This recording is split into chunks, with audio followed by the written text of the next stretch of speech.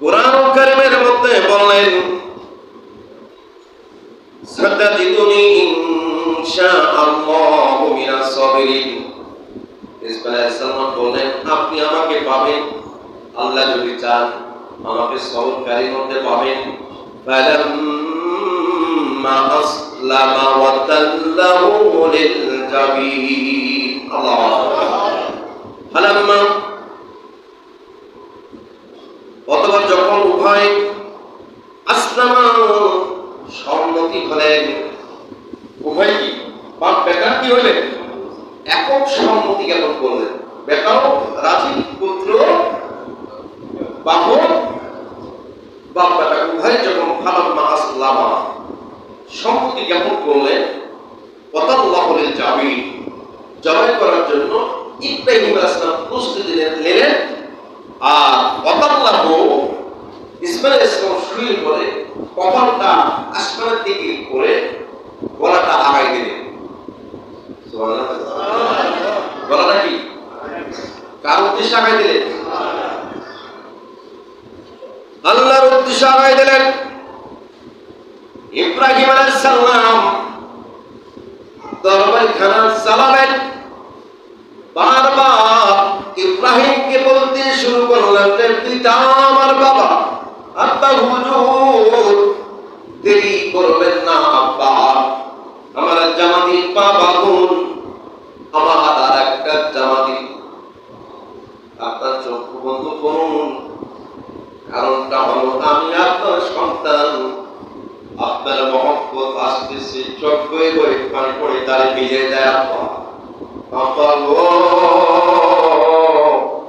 এইভাবে যদি আপনি কান্না করতে থাকেন, আপনি যদি তরবারি নিয়ে দাঁড়িয়ে থাকেন আর কাঁদেন, আপনার তবে বেশি আপনাকে মহব্বত না দিবে, আপনার প্রতি মহব্বত আমার প্রতি আরো বেশি আসবে।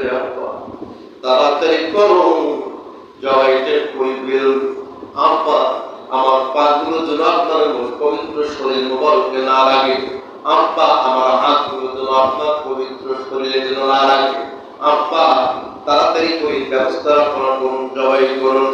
ইব্রাহিম আলাইহিস সালাম সন্তানের পরামর্শ মতে পাগল পাতেন, হাত পাতেন, জবাই করবেন। যখন জবাই করার জন্য ছুরিটা চালাবেন, ছুরিটা চালাতে শুরু করলেন আল্লাহ রাব্বুল আলামিন সঙ্গে সঙ্গে ইসমাঈলকে সরাই দিয়া জান্নাত থেকে একটা দুম্মা বের করে ইসমাঈল ছুরি নিয়ে ঢোকাই দিলেন। ধরে বলুন সুবহানাল্লাহ। কি বড় প্রমাণ!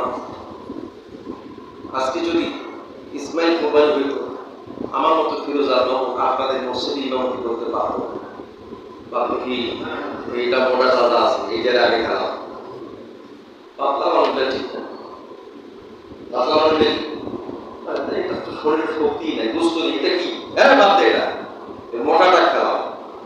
আমার মনে হয় আজ থেকে 30 বছর আগে কিন্তু আমার জবাই দিয়ে খায়, ঠিক কিনা? আল্লাহ রাব্বুল আলামিন ইসমাঈলকে সরাই দিয়া জান্নাত থেকে এই দুম্মা ঢোকাই দিয়া সারা বিশ্বের মানুষগুলোকে হেফাজত করে চলে গেল।